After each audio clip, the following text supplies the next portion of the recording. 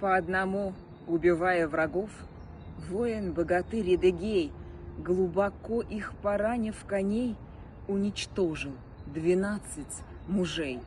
Но раскрылись раны его, что ни миг он слабей и слабей.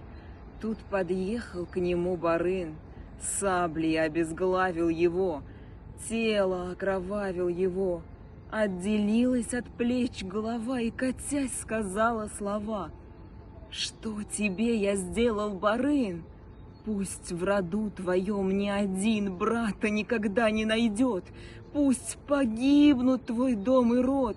Хана я сверг, чей день померк, я и ханского сына не зверг, ханом и ты не станешь вовек.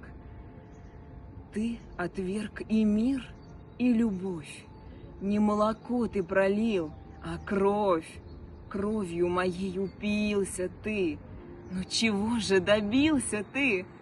Вот увидишь, что будет с тобой, если восстанут, двинутся в бой Аждаркан, Казань и Крым, чтобы тебе и людям твоим за погибель мою отомстить.